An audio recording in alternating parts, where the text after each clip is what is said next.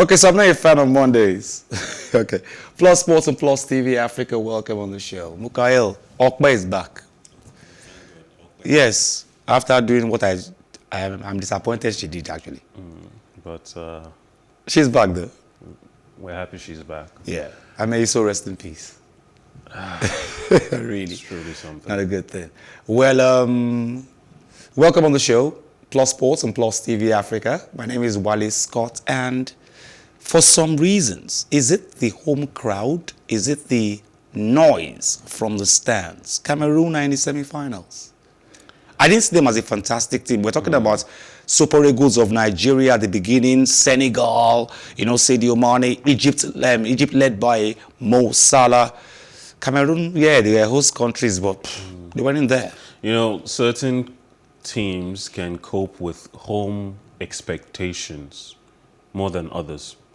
The France team that got to the Euros in 2016, facing off against Portugal, favorites by all accounts, had the home crowd behind them. They still lost. Now, it was clearly an achievement to get all the way to the final in any tournament, let alone one you're playing at home in front of your crowd. But, it will go down in history as the competition that Portugal won, not the competition that France came in second.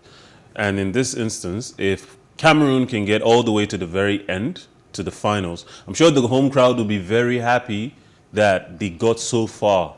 And right now, I think, especially as Africans, we know how to enjoy the moment.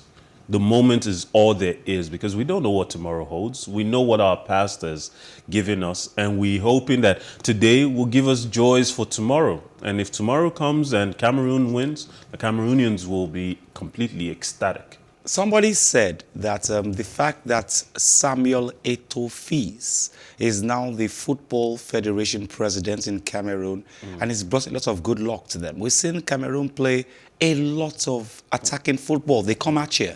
They don't stay back. They come at you. Whether you're coming to them or not, they still come at you. And that's the style the Eto'o Cameroonian team, Rigobert Song and the rest of them were playing those days. And this is the Cameroon we used to know during the days of Eto'o, and maybe Eto'o is involved in coaching these guys, really. I think it's called the placebo effect. It works. There's recorded medical history of people believing something is going to make them feel something, do something, and they actually go on to feel or do those things. It's like taking vitamin C, believing that it's going to cure your cough. And then the cough goes away the next day and you attribute it to vitamin C.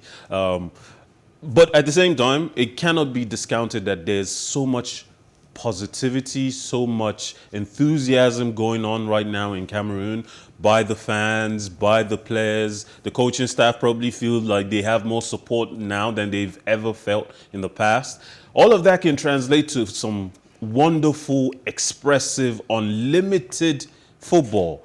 The Cameroonians you saw in this game had so many opportunities. Any other team may drop a few opportunities, fail to score in the first half, fail to score in the opening few minutes of the second half, and gradually the other team finds their feet in the game because the Cameroonians take their foot off the pedal, believing that, maybe this is just not going to work out for us as we want to. That little self-doubt can be the killer. And in this case, they never lost focus. They kept going, and they finished with 2 wonderful goals. I'll come to a question to Mukael later on the show. Now, Sadio Mane's Senegal marched on to the semi-finals of the African Cup of Nations after seeing off a spirited Equatorial Guinea side with a 3-1 victory in Yaoundé yesterday.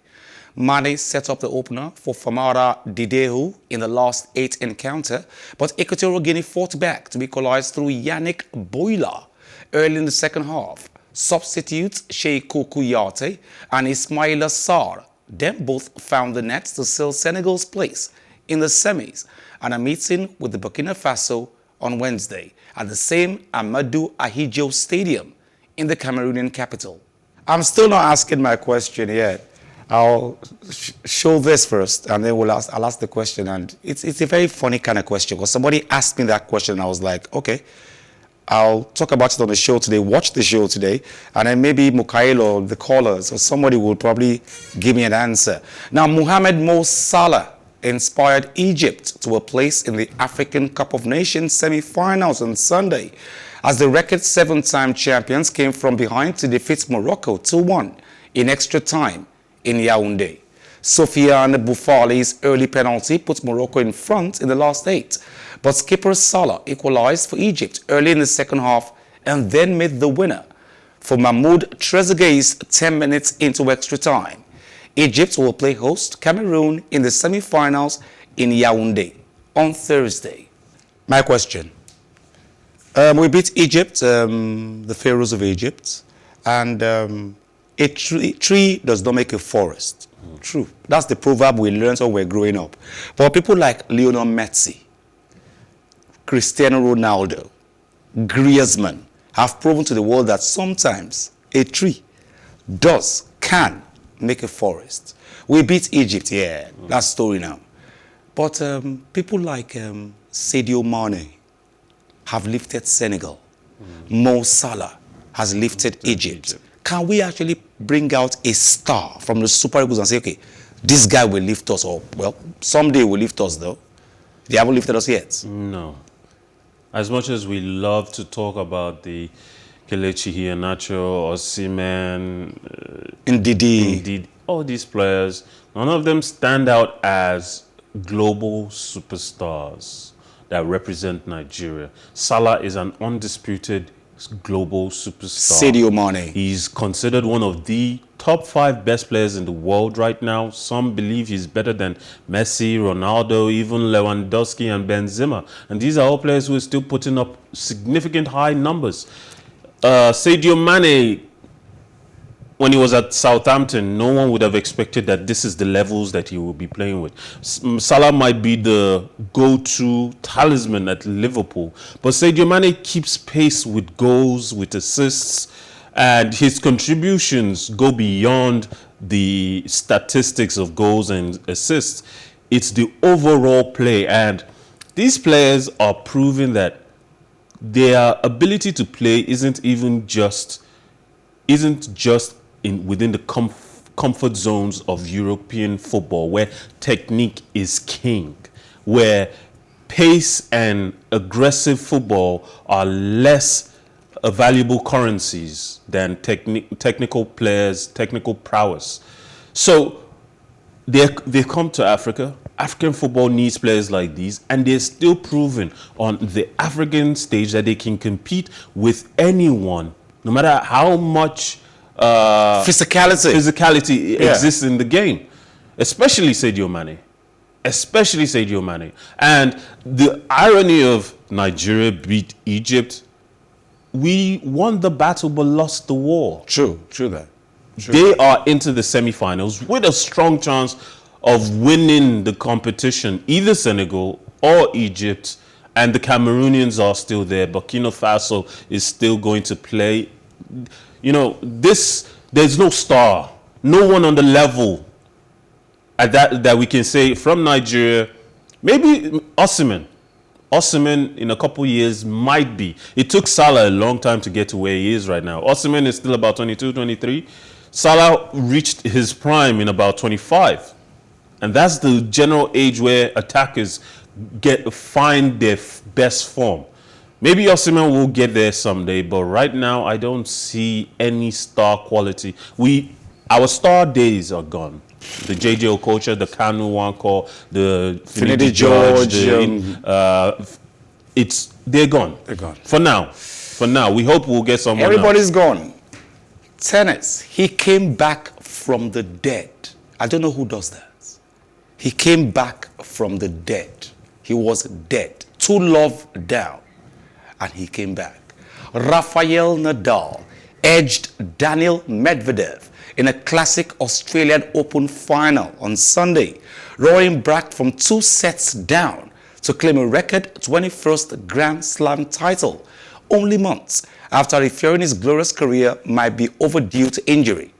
with Novak Djokovic forced out by deportation and Roger Federer recovering from a knee surgery. The Spanish great is now one major title clear of his big three rivals after surviving the 2-6, 6-7, 5, 6-4, 6-4, 7-5 thriller at the Rod Laver Arena. I have never seen a tennis match in the last 10 years with so much technique that came to play. Nadal was put to the sword. He was too loved down against almighty Medvedev. But of course, the fans were for him. He had everything going for him. He came back from the dead. You know, being a champion is something that cannot ever be taken for granted. Sure, these are the players, Medvedev, Tsitsipas, these are players who have won titles. New era players. Yeah, but they're not champions. We have 3 champions in the game of tennis. And Nadal, Djokovic, and Federer are indisputable in their rankings. And that champion mentality carries them and sees them through the worst and most difficult of times. I talked about how Medvedev seemed to bring out the most technical game out of Nadal we've seen in years. We only usually see that level of technical test being offered to Nadal when he plays against Federer. Medvedev forced him to have a lot of instances where we saw so many top spins, so many underspins. We saw so many instances where it seemed like he was gone, the ball was out, and he managed He does something. He makes in that match. He made something out of nothing. And you said a while back that you wouldn't give this tournament to Nadal because this is hard court. Yes, this is not. It's not clay. But he proves to you that adversity brings out the very best in champions. True he was gone and believing that his career might be over. If he had failed to get even to the quarterfinals in this, that doubt would have only doubled. True that. But instead, once he got there, once he got to that stage, even though he had to, on a number of occasions, go all the way to the 5th set, once he knew how focused he needed to be, I think the rest was already written in the stars before, and you and I are just speaking after the fact. Wow.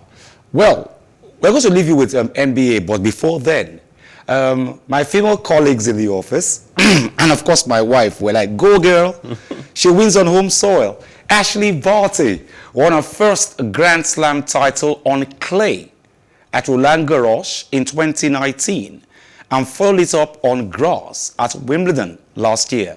Now she has become the first Australian woman since Chris O'Neill in 1978 to win the singles title on home soil. The world #1 ended decades of hurt with memorable victory, recovering from 5-1 down in the second set to clinch a 6-3, 7-6, 7-2 victory over first-time major finalist Danielle Collins and claim a 3rd Grand Slam title. Victory for Barty saw her become the first homegrown player to lift the Daphne Ackers Memorial Cup since Chris O'Neill in 1978, as well as becoming the only active player other than Serena Williams to have won major titles on 3 different surfaces. Homegrown Australian Open since 1978, Ashley Barty. She says, I'm so proud to be an Aussie. She should be, really. And Daniela Collins is American. She's a noisemaker. She brags. She made so much noise before this, but she lost in cool faith. She just made it happen, shook her, and walked away. Like I said before, some teams, some people are better at playing in front of a home crowd, absorbing all of that pressure. You could see Daniela making so much noise every time she makes a point. It's like she has won the cup already. I think for her, it was probably just some mind game. Yeah. Some mind game that backfired on this specific occasion. But maybe another day, another opponent, it works. It works. But right now, Barty has a lot to be proud of. True. The Australians have a lot to be proud of. A victory is never sweeter than when it's taken so long to achieve it. The Australians have been waiting for this for a long time, And having a woman do it, Massive. massive. Plus Sports and Plus TV Africa. Congratulations, Rafael Nadal, the GOAT, they call him now. And of course, Ashley Barty, homegrown, wins in Australia. She's proud to be an Aussie, if you ask me. We're going to be leaving you with the NBA today because Fred VanVleet's crucial buckets saw the Toronto Raptors pip the high-flying Miami Heat to a 124-120 win in triple overtime. We'll come to that later on the show. Thank you very much, Bukail. Thank you very much, Onoja. Thank you very much, Kay. Thank you very much, Femi, the powerhouse downstairs. Thank you very much, Chukuka, Mark. Thank you very much.